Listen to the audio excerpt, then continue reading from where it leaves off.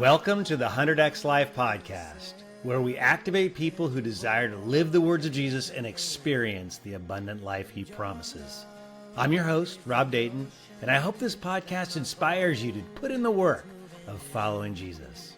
Now the Spirit of the Lord is upon me to bind up the brokenhearted and set the captives free. Hey, 100X Life, welcome back to the podcast. I've got an exciting conversation with a father-son team, Chris and Ryan. Before we get to that, just want to remind you that January 2nd is going to be here before you know it. And one of the things that if you're a maven of 100X Life, if you feel like it's really impacted you, if you feel like you're closer to Jesus or you're following him better, what we'd like you to do is become a 100X Life coach or to bring that to your church. Those links are always going to be in the show notes. But we have a start that we're really excited about, which is January 2nd. I hope that you're going to go through the challenge with us. Again, I'm actually missing it big time, even though I'm still trying to get into 45-minute workouts a day. And so we want to have that as a cohort and go through that. And if you want to have that intimate with just you and a number of people, a small number of people, great. But do consider becoming a 100X Life coach or 100X Life Church. We'll give you all the information, PDFs, a way to do that. Our team will work with you to actually brand that for your church. Okay, so let's get to our conversation today. Really excited about this because I actually have not seen both Chris and Ryan till this podcast. I'm seeing for the first time, which I love. I love meeting new people and hearing their story. Both of them have been through the 100X Life challenge together. And so what a great opportunity to talk about the father-son relationship through the lens of being in the gym and getting better in all areas of life. I'm excited for this conversation. But before we begin, just Chris, Ryan, a little bit about you. Chris, why don't you go first? Tell us about yourself. Where do you land in your story right now? And tell us what we need to know about you. Sure. Yeah. Thank you. Appreciate you having us on. I'm in my early 50s and father of 4 sons, now have 6 grandbabies and a beautiful wife. And grandbabies are pretty special. But yeah, in the last year, I've retired from the corporate world and am doing some investment opportunities, some commercial things here in Southwest Florida with another son of mine, and spending a lot of time with the grandbabies, helping the granddaughters out when they need a hand and the guys are working, and I'm enjoying that. My wife and I do that quite a bit, and that's very special to us. And what would you say what has God created you uniquely to do? Like what's the thing that when you're on it, it's mastery all the way? Yeah, it's interesting, right? Like 100X Life did some things to kind of change the perception of my legacy from just thinking through of what my goals were and what I thought my goals were and what God had for me, and then really figuring out where he wanted me to multiply my talents. That's been a big perception change for me. So cool. So you're getting a little bit of a mindset shift on your potential in God's kingdom. What would you say in just the stick to marketplace world, the one that you're really familiar with, what would you say is the thing that you're really wired to do that God has designed in you? I think it's to lead my family well and to follow him. Like you say it really well. I don't remember exactly how you say it, but following Christ is called following Christ because we're on a journey. Yeah. We're on a journey. He's taking us on a journey. So that phrase really resonated with you. And that's a signature in your own life. You feel that you're on that journey and you feel like, hey, I'm wired to do this. That's right. So awesome. Thank you for sharing that. Appreciate that. Ryan, how about you? What do we need to know? It sounds like you're one of 4. This is pretty crazy. I can't believe you have 4 sons, Chris. And by the way, I just got back from my first grandbaby. And so I'm just congratulations. thank you. So I'm just tipping my foot in the pool about where you've been and loving it. But Ryan, what's up? Tell us about you. Yeah, a little bit about me. And I won't go maybe into like my full grace story, but I'm one of 4, the oldest. And so, I've had a weight on my shoulder to be a representative to these guys, teaching them how to eat their broccoli and things like that. And I'm also married. My wife Kristen, she's awesome. She's my rock. And I also have 3 kids, and they're 6 and under, so they keep me busy. Wow, but yeah, that's amazing. 6 kids. I am so jealous. Nancy and I started way too late. That's amazing. 3 kids, 6 years old and under. Yeah. 3. Okay. I was Yeah. like, I'm still jealous, but man, when you said 6, I was like, wow, that's insane. Yeah. So yeah, they keep me busy, but I'm working now. I work for a corporation here in Southwest Florida, and so that's kind of where I am in my life. And what if you had to say what you feel like the key thing that God designed in you to do? Like, what would you say what does that sound like? What does that look like? Yeah, I mean, the key thing God has designed me to do, I guess where I've been, because I could speak on this, where I've been stepping in Yeah. a lot lately and leaning in a lot lately is just as a father and a husband, stepping up to the plate, being an example to all of them, trying to emulate the words of Christ as best I can as an example, as a testimony, as you say. And even my friends around me, I spend a lot of time with friends and family and within my church group. So that's kind of where I feel I am now. But yeah. So good. So, where would you say, because so your father-son relationship, one of 4, Ryan, you're the oldest, probably have responsibility in your top 5 on Gallup strengths. Usually the first child does. How would you characterize, let's be as vulnerable as we can be. How would you characterize your relationship? Chris, you go first and let's see what Ryan thinks. I would say, we're very close. I'm close with my boys. My wife's very close with them. We're fortunate that 3 of the 4 of them are within 5 to 10 minutes of our house, and the other one's just 2 hours north of us in Tampa. And, we share everything, highs and lows. We can trust and count on each other. And we all have the same faith that we cling to. And like I said, in good times and bad times, we turn to that and look to God for our answers. And I'm grateful for that with my sons. That's so cool. I didn't think of this before, but how would you answer the question I asked Ryan about him? What do you see in your son, Ryan, that this is it? Like when he does this thing, you're so proud of him and it's always a good result. I think his gentleness, it's something that I didn't have well, I believe, in my younger days, particularly. But the gentleness and the kindness he shows to his wife and kids and his patience, I don't know where I would rank on that disc assessment, but the patience, and it's not necessarily been my best attribute. I've grown in that ability, and having grandkids has also helped quite a bit, and seeing it differently and kind of reflecting on my life and how I handled things. I'm always proud when I see how well he cares for and loves his wife and babies. That's amazing. And I even hear in your voice that you appreciate even learning from him. Absolutely. All 4 of my kids I learn things from, and sometimes I'm internally embarrassed at my own behavior in life when I watch my kids emulate better than even I do. Totally. Same. I'm same. I've got a couple experiences like that. So Ryan, how would you characterize your father-son relationship? Yeah, that's good.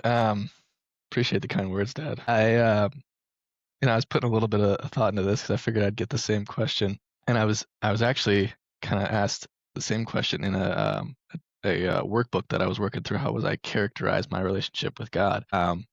And I thought that was kind of a funny word, like characterize. It feels so vague. It feels so obscure, and to characterize something, and you can go down any different path. But I would say my relationship with my dad, I trust him with everything. I trust him wholeheartedly, and I've just through experience seen him come through time and time again. And he's a man of his word, and so I want to be able to emulate that, but just knowing that he is also following what God is telling him. He's in tune with the Spirit, with Holy Spirit in his heart, and what God or Jesus or Holy Spirit might be telling him. So if I feel like he's got a feeling one way or another, I don't even question my own or try to get a second opinion from someone else, because I know that his route has always led me to success in some So way it or sounds another. like it's a lot of trust.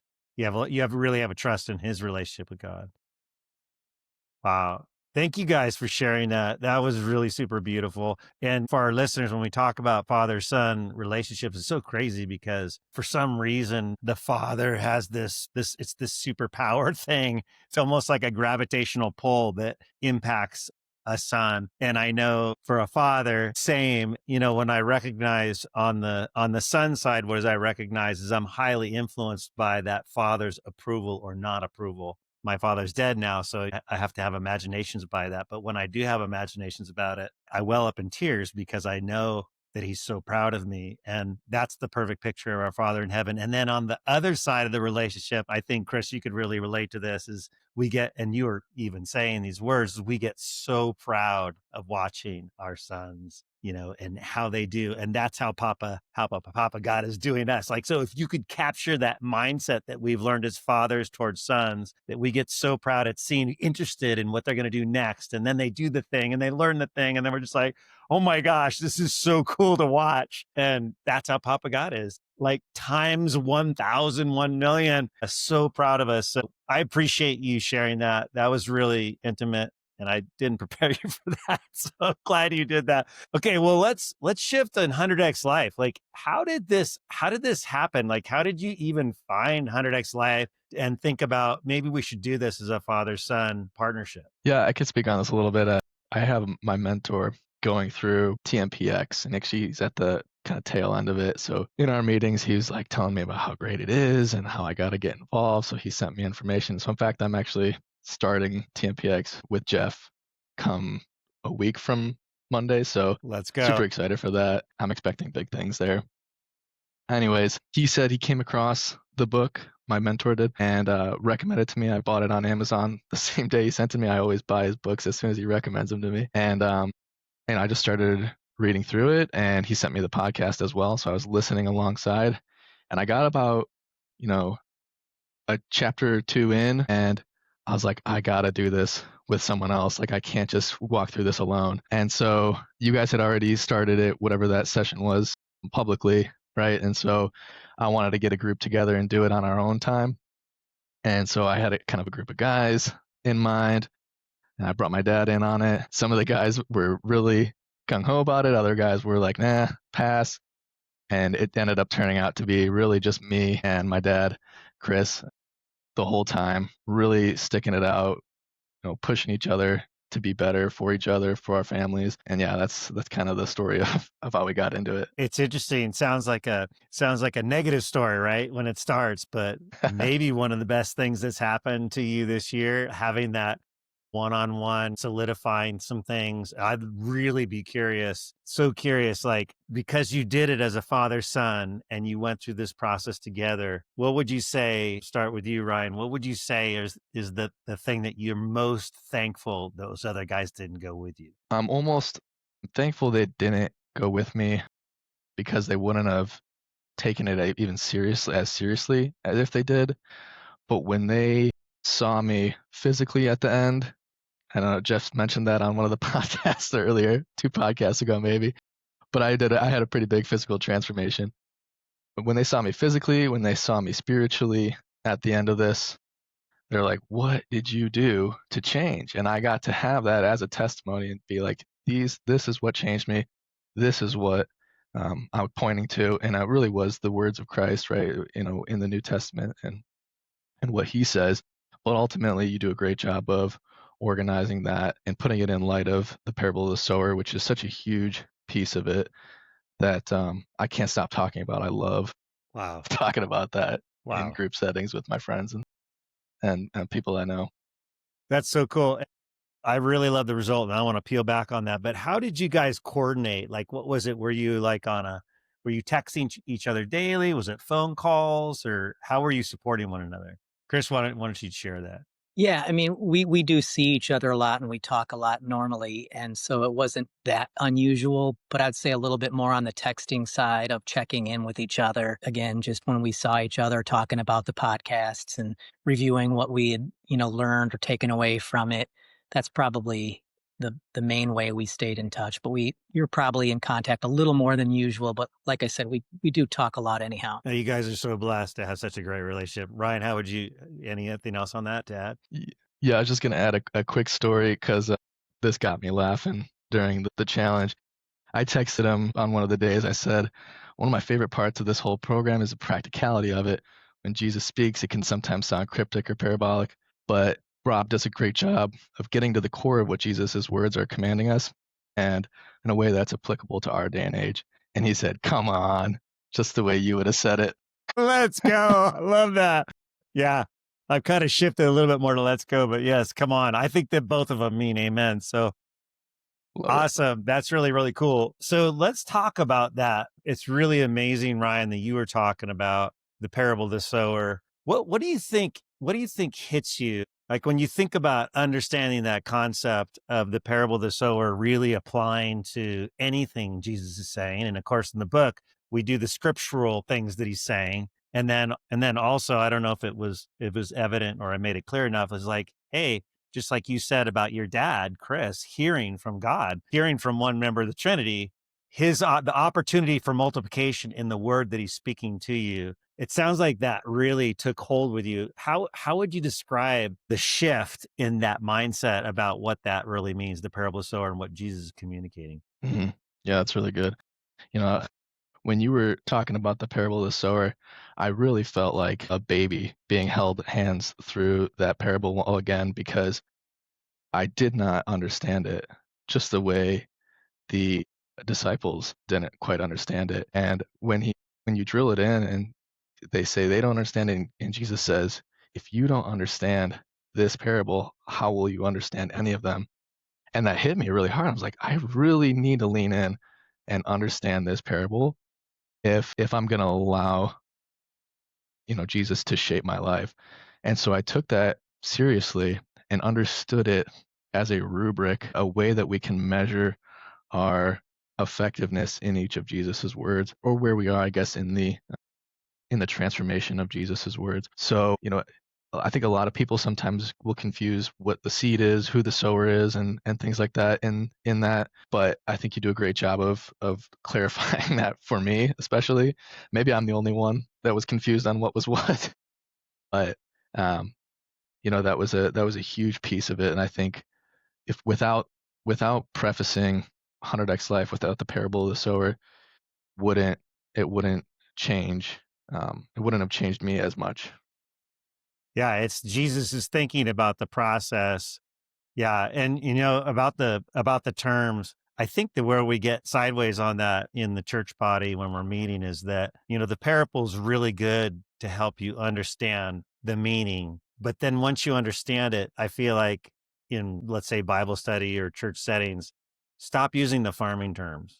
Like Mm, that's what really bugs me. And the one that's the hardest to get rid of is fruit because like everyone's like, "Hey, what's your fruit, man?" Like, and I'm thinking to myself, if some pre-Christian was listening to us, they'd be like, what are you guys talking about? What's your fruit?" Like, that's so weird. Like, and so the best I've come up to with is like, what's your kingdom multiplication in that particular word? What, or if a guy tells me, here's what God told me to do, and it's, let's say it's 2 years ago. Okay, how have you multiplied?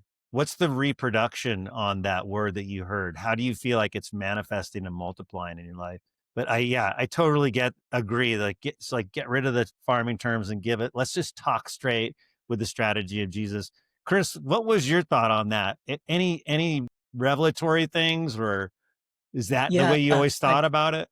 no, it challenged me as well. I would say when I thought of the fruit of the spirit, I looked at that and I was trying to dig into it a little deeper, and I really just changed the word fruit in my mind to the evidence of the spirit, Come on. and that really helped me understand when I was engaging with other people and I would see the evidence of the spirit or in myself and I didn't or did see the evidence of the spirit. That's kind of the challenge I put on myself was to what am I doing in the word following Christ and then how is that becoming evident in my life to those around me? Wow. Did you notice that makes me wonder, like, did you notice someone go, "Hey, what's going what's going on here, Chris?" Like, Yeah, what I is mean, I that? think even my wife noticed it. I mean, going from a place of stress to peace, thankfulness. I've been a Tony Robbins guy, so that attitude of gratitude, but I never did anything substantially in my life to focus on it daily. So the thankfulness meditation was, I put up one of the grandkids' G.I. Joe guys with a little sign that said thankfulness meditation in his arms right next to my bed on the nightstand. And I'd look at that every night and I didn't always get through everything. Sometimes I'd fall asleep in the middle of it, but just that's a habit, of course, that I continued and really appreciate from 100x Life. I mean, that is insane. That is so cool. And it feels so good to even hear because like it sounds like and perfect, perfect, perfect. You fell asleep before you got to the end of the day. Perfect. Because you're setting yourself up the whole evening. And what we talk about in neuroscience is that daytime is a gathering thought process. We're gathering thoughts. Nighttime is a sorting process, and how you sort is how you solidify the neural passages. That's how they actually grow. And then just to put a bow on that is like his mercies are new every morning because we've sorted and we've reset. But how we sort and reset is so amazing. And what you're saying about the gratitude really taking you to new dimensions of healthy thinking, and you said peace. Wow, way to go. That is insane. Ryan, did you have anything on the gratitude exercise at the end? Did that impact you? Or I mean, having that visual cue of the figure by your bed, I mean, that is so gonna work. I mean, I'm gonna totally steal that. Ryan, how about you? Yeah, I definitely was practicing that as well. I'm pretty good at staying focused and getting through my full day before falling asleep. So I would think like, I don't know what Rob's talking about. I don't know how I'm supposed to fall asleep while also going through this. There's a lot to think about. Um, Anyways, I don't necessarily struggle with stress or not feeling grateful, and so it's something that kind of comes natural to me anyways. So yeah, it was fun though to try it at night. Well, I'm totally envious. I'm very envious that that comes so natural to you. Okay, so this whole process, Jesus 100x process of growth, really starts with I'm just going to hold on to His word and remember it so that I can retain it. And then the enemy gets involved and we start working out. We start getting in the gym on that word. And at some point in time, your conscientious thinking has a new mindset about that thing. Is there any word in particular where you've really felt like, and Chris, tell us what you think. Is there any word that you've really felt like, man, I really have a new mindset on this particular word? Can you take us through that journey? Yeah, I mean, the whole idea of strengthening the obedience muscle, really, I don't know that it ever had occurred to me prior to X Life. I had started getting back in the gym a little bit before it, so that helped. Working out, you have a plan. I track what I'm going to do. I write down what I did that day. So the next time I do it, I could, work to improve on that exercise particularly.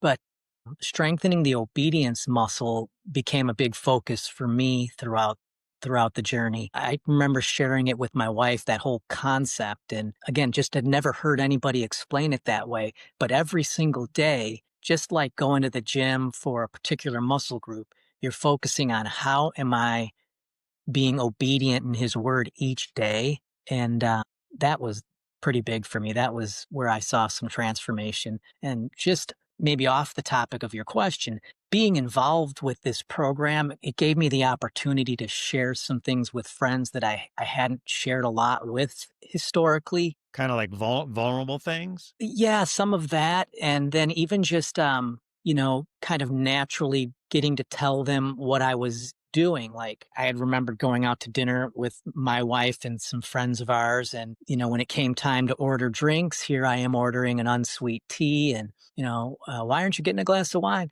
And having that opportunity to share, well, I'm doing this 100x life and kind of going over all of the requirements of the commitments we made for that period of time. And I got to do that several times with people. We do engage with friends that drink socially and in moderation, but every single time that gave me an opportunity to walk through and talk about the journey I was on. And then in that process, a friend of mine who's going through a bit of a tough time opened up with me, and I got a chance to talk to him on a deeper level than we've talked about in the past. So cool. So actually getting connections with people, kind of heart connections that you haven't had, those kind of conversations because you're in this challenge, it was led into those things. I That's mean, right. that's amazing. And And let me just talk about this obedient muscle. Like I don't think we talk about that too much on 100x Life. I don't know. It's not necessarily a focus, but man, it is so powerful to think that. I was just thinking the other day, my wife, I've had shoes on carpets for, it's not like I'm not mindful of my clean shoes. It just does not matter. But, I'm not going to do it.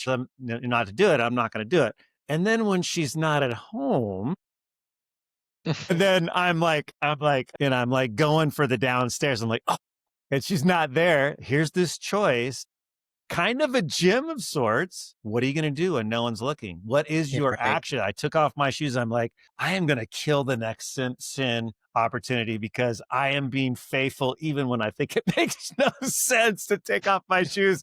Ryan, how about you? What was the thing that was transformative in this Jesus process for you with one word? Like, what was the word that you really took to new heights? Yeah, my favorite word that I began to take to new heights was number 5, which is put my words into practice.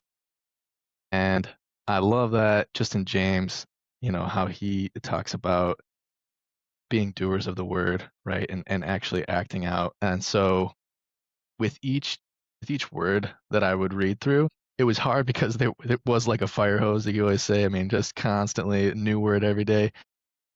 But I would look for opportunities, especially ones that resonated well with me. Like, okay, where where's Satan gonna show up and try to take this from me? Because I'm gonna keep it. I'm gonna Wow. figure out a way. Whatever he throws at me, whatever tries to choke it out, I'm not gonna let it happen. Go ahead, shoot your shot, kind of. And did that happen? Did you recognize a Oh time? yeah. I mean, I'll try to think of a specific time, maybe come back to me on that one with a word, but there were definitely times where it was sometimes same day. Like I'll listen to the podcast in the morning on my way to the gym, and then boom, not even before all the kids are awake, I have a test of this word, right? Wow. So That, I I think you're opening my mind to like a different thought that I don't think I've had this thought. What if you're sitting in the pew at church, or you're maybe with your home group or whatever, and you're learning something together. Maybe the pastor's saying something that hits you hard, and you're like, man, so you're the next thought is, okay, I'm going to put this into practice, and I recognize the enemy is going to come to challenge this, and that's going to be my opportunity to flex. What if you had that conscious mind thought still in the pew, haven't left the building, and then the enemy comes and you're like, oh my gosh, this is amazing. It's here. I got to get in the gym. I actually got to do the thing. yeah, That's kind of rejoicing. what you're saying, is like, I'm Yeah, preparing for that moment. The enemy's going to come. Do you remember? Doesn't have to be a specific thing, but specifics are great too. Where you actually got a little bit excited because the trial was here? absolutely. Yeah, I Wow. mean, I think just looking back at the words, I have them in front of me now. Like, for example, number 15, become like a child. I think that was the one I kind of had in mind where uh, I listened to it that morning, and then I come home to wake up the kids, and as I'm waking them up, they're just excited to see me and happy to be awake and alive. I'm like, man, sometimes I'll wake up and I'll just like, don't talk to me, put me back to sleep, and like just seeing their excitement for the day and what's to come next was like, man, I want to become like that. I want to become excited and rejuvenated each day as I wake up. Do you feel like you've grown in that area?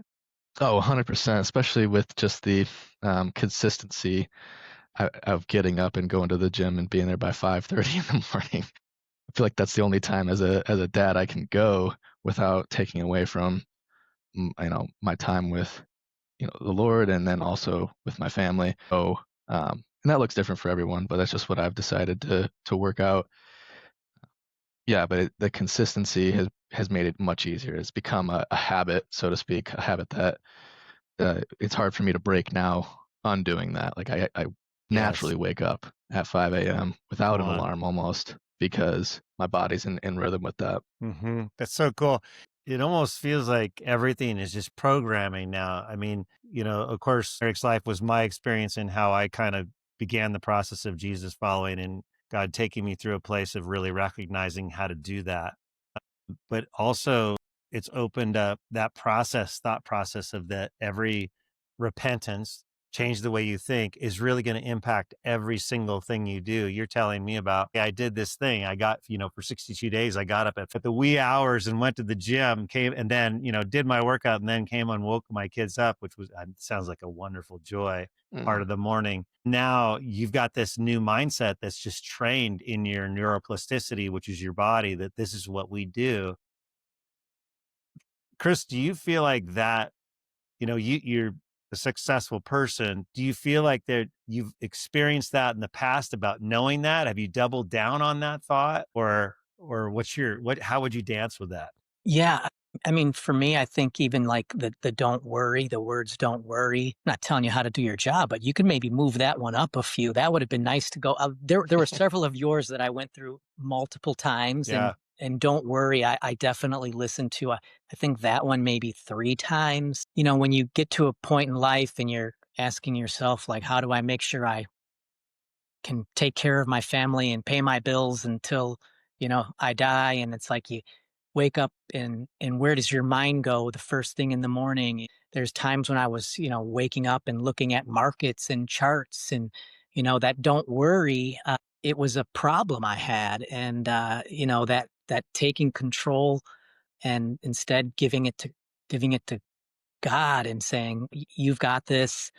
I really challenged myself. I had to make a change to where I woke up. The first thing I would do is go right to my study or the Bible just to try to change my patterns in my mind first thing in the morning. And that one was a tough one for me, but it worked. It's been effective. I'm grateful that God shaped me in that way and helped me really in that struggle that I had of worry. It's so amazing.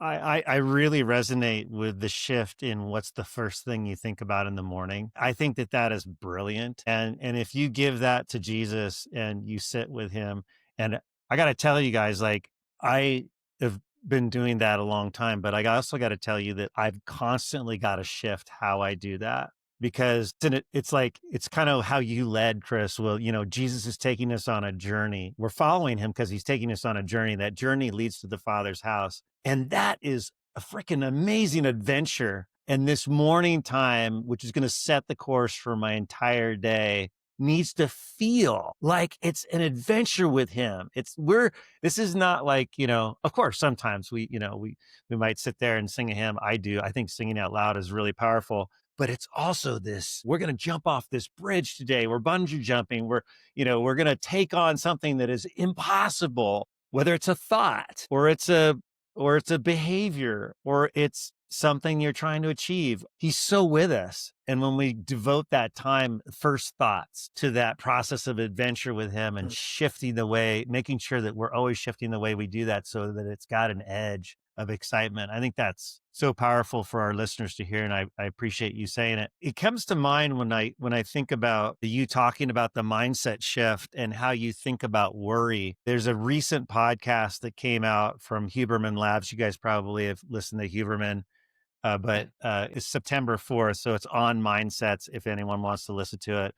And I'll give you just a teaser on it. So Dr. Aaliyah Crum she's a professor at Stanford, and she's been doing studies on the placebo effect, which essentially is people who believe the medicine didn't get the medicine, but believed it would work, and then it worked. But what if you just focused on that? And so the example they gave, which was just so mind-blowing for me, is that it turns out that maids in hotels who are changing beds all day long are burning significant amounts of calories. It's like they're in the gym. They have a workout program. But what they don't know is they don't know that they have a workout program. And so what they did is they took all these people and kind of find out what they thought about their jobs. And universally, people thought, yeah, I don't go to the gym. I'm not healthy. And then they told half of them, hey, this is what your job's doing for you. You're actually burning these calories. It's just like you're an athlete in a gym. And then they told the others, yeah, you're right. It's not, you're not working out. within 4 weeks, the ladies who heard and developed a mindset and a belief that they were actually getting healthier got healthier just That's by incredible. believing that they were.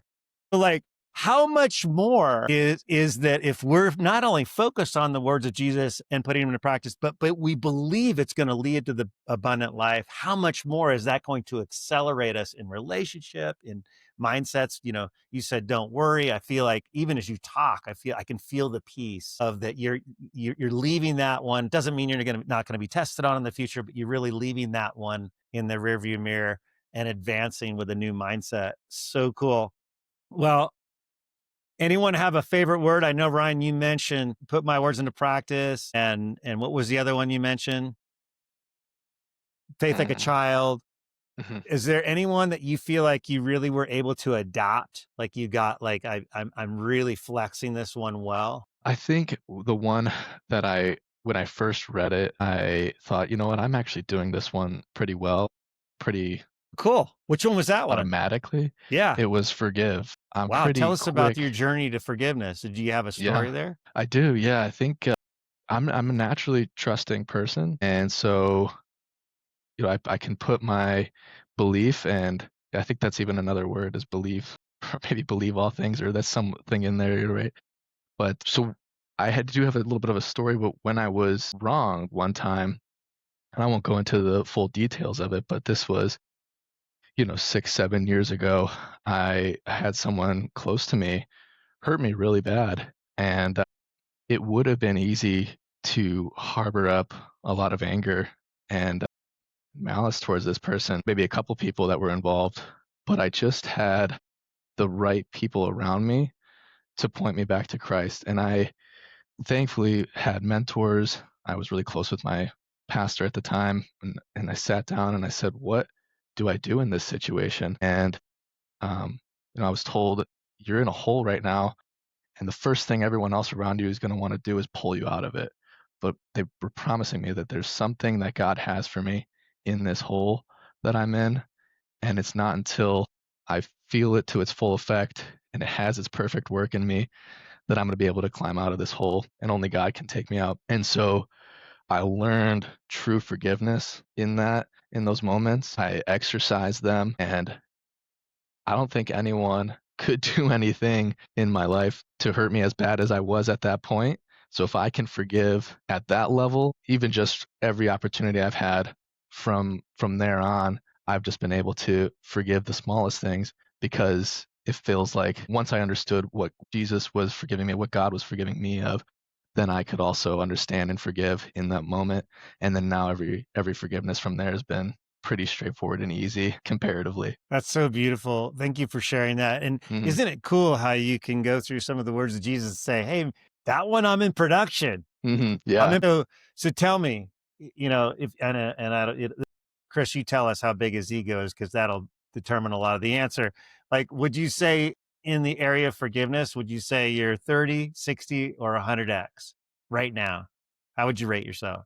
I would say I'm at between 60 and 100x. Okay. Yeah. Yeah. Chris, could I get a check in on that one? Does that seem right for you? Yeah, I agree 100%. I think 60 is probably low. He's probably doing better than that. It's so cool. And that's true freedom. I mean, being able to forgive in real time. In fact, I tell this story about forgiveness is like getting shot with an arrow. And you're either gonna have to pull out the arrow, which is forgiveness, and you have to do it, or you're gonna die. So you have to forgive. And it's not an option. You gotta forgive. But wouldn't it be cool if instead of having to pull it out, forgiveness was the breastplate that the arrow hit? In other words, you're already telling yourself a story when the hurt is happening in real time of letting this person off the hook and knowing that I've got to work through forgiveness before it even touches flesh. And it sounds like, does that resonate with you, Ryne, in terms of how your outlook on Mm, when you're being hurt?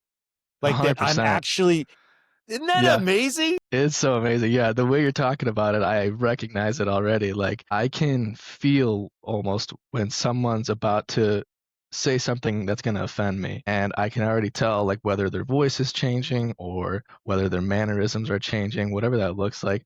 And I can say, I'm about to forgive this person right now, and I know it's going to be Easy because I'm already prepped for it, ready to go. Boom, forgiveness. That's And all right. that's I'll right let in that line slide. with your other thought about, hey, I know the enemy's going to test me on this one. And you're gotten used to the test and you're ready to volley that one. I love that. That is so cool. Chris, how about you? Any particular word that just, you said worry. Is there any other one that you feel like, man, I was really able to accelerate this one? Or maybe you came across one like Ryne where you're like, man, I'm doing this. Feels good. Yeah, I think it was around the time of forgive, but do not judge, do not condemn were good words for me. There's a couple relationships that it helped me reflect upon. And then of course, the focus on remembering that these people are image bearers and being able to use Jesus's words to affect how I looked at them and perceived the situation. It wasn't necessarily an instance where it required any forgiveness. It was just my jaded view, and I had to let that go. And so I think those were early words in the program, and they were very helpful for me. That's so cool. That's powerful. I wonder about, I want to get to the journal prompts for people out of this podcast. And so let me start with the journal prompt and then ask you guys about seeing how it relates to 100x life, because we're building this philosophy, Jesus philosophy. We're embedding this philosophy in us that not only do we um, we can thwart the trial, we can build this obedience muscle, we can have these things and also be joyful in this experience. We actually have a joyful experience. And one of the best questions in coaching that I've come across, this is probably my favorite question. And it's when I'm coaching someone who, and this will be our journal prompt, is when they're telling me about this situation. In fact, the most recent one was a couple of weeks ago, and this guy was telling me about how he just got so ripped off by his partner. And he's been investing with his partner for 15 years with this huge payout, which happened, company successful, largely because of the guy who's talking to me. And his partner just pulled the rug out from under him, and he's reaping almost nothing after this 15 years, nothing to answer for. It was like the thing right before. He's your age, Chris. And so he was planning on retiring. And so here's the question. And I want you guys to process it a little bit. And I want this to be the journal prompt for us this week is, I said to him, what if that was the best thing that ever happened to you in your life? Tell me, if God was convincing you right now, you choose a member of the Trinity coming to you, let's say it's Jesus in this case, and he's saying, hey, let me tell you why this is the best thing that has happened to you. Yeah, I didn't cause this. I didn't cause your partner to come against you. But let me tell you why it's going to be the best thing. I'm going to turn all things together for good. Let me tell you why it's the best thing that ever happened to you. Does that question resonate with you guys, either one of you, like on the 100x life scale and just a general frame for life and how Jesus would approach something like that? Does that resonate? It really reminds me of the verse that talks about, I think it's in James, right, where he says, consider it all joy, consider it pure joy when you face trials of various kinds. And so that is like teeing it up, like, here's how I'm going to make this joyful for you. Like, you can try to turn it all into joy in the moment. Like, how do I be joyful, right? But now here, if you're asking that question, like, here's how I'm making this a joyous experience. So good. Chris, what are your thoughts? Yeah, I mean, with the benefit of having some years behind me, I Yes. think I even might have shared this with Ryne the other day. My wife and I shared with him about 10 years ago, something similar but not quite the same occurred in our life. And we just always recognize how God is orchestrating everything for his will. And we've seen so many things that have happened to us and occurred. And it's just, you look back, and I think I said to you the other day, Ryne, I couldn't have lined things up better myself. And I didn't see it at the time, but I look back that the way God coordinated everything, my wife and I just look at that and we say, thank you, Jesus. I mean, just putting it in his hands, like we could not have done it better ourselves. And you really get to see those things, and it's pretty special. That is so well said. That is amazing. And I love that you've got a longer rear view mirror, right? To see that's how those things manifest, because sometimes it takes a while. sometimes it takes a while to see how those things really change our lives. But yeah, it's like, you talked about Tony Robbins, and since you're a Tony Robbins guy, I'll use this as an example. Like Tony Robbins is incredibly gifted at seeing where someone is misbelieving something and pointing it out. Like, I'm so envious and working on it. Where did he get that? Got it from possibly the most miserable story you could ever hear. A very manipulative, drug abusing mom who was trashing the family with men coming and going. Tony, I think he was the older one in the family, having to maneuver that and actually have to take his mother to a different place. And because of all that experience, he is so grateful, he will say, as you know, I'm so grateful to my mom because I wouldn't be the man I am today. And it's just so powerful when we look through our lives with that frame. Any last thoughts, you guys, like before we go, any last thoughts that you would say to people who are considering maybe doing 100X life or becoming a coach or any thought, anything's on the table? Ryan, any last thoughts? Yeah, I mean, I could go on and talk about this, but one of my last thoughts, I know we're coming up on January here, so anyone listening who is considering jumping in on the challenge, I highly recommend you do it. Go find someone that you're close with, someone that you're not even that close with, who would think would have fun trying this out, and just give it your all. Be open and expect God to move, because he will in this challenge. It's so easy, I think, and tempting a lot of the times to be listening to the podcast or reading through the book and want to think about someone else a lot of the times. And I just want to make that clear. Like, I'm so at fault for that. I'm so guilty of this, like thinking I should send this one to my wife. She would love to hear this about, herself or so-and-so that she's having troubles with, whatever. But, really being able to put the circle around myself. I learned that in my marriage class, right? Put the circle around myself. How can I change me? How can I control the controllables and really put Jesus's words into practice personally? That's so well said, and right along the lines with your put his words into practice, one of your favorites on that one. Chris, what would you say? Any last thoughts? Yeah, I mean, I would encourage anyone as well who's considering it. I myself am going to run this back again. I want to do it even better. For instance, I gave myself grace with the journaling. I'm a great writer. I don't care for writing, but I want to do it again and journal better. So I just feel like that when I'm even the not having an alcoholic beverage and all the different things that came with it, they worked for me.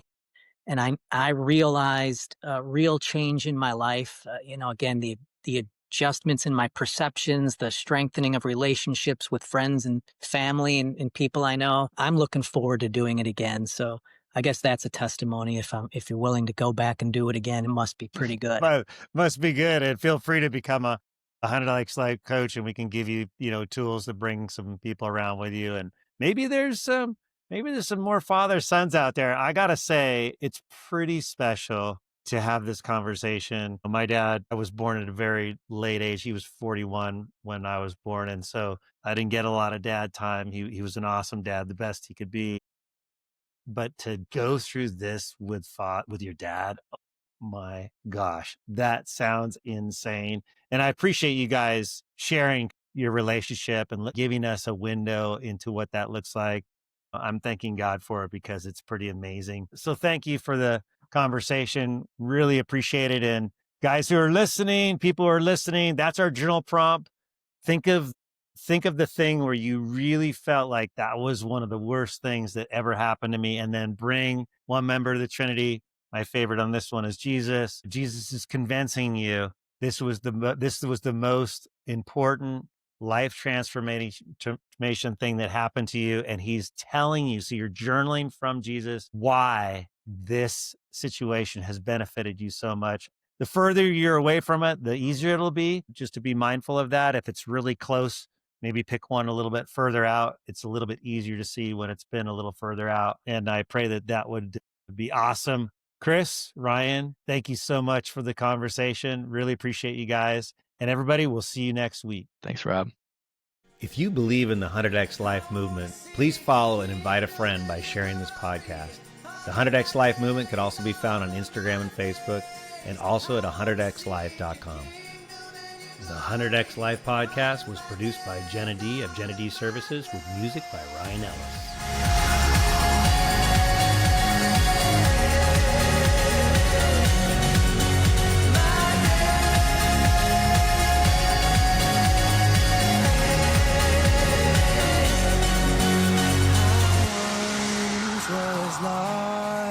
But you found me here, and your fire burns inside. It will not disappear, because the Spirit of the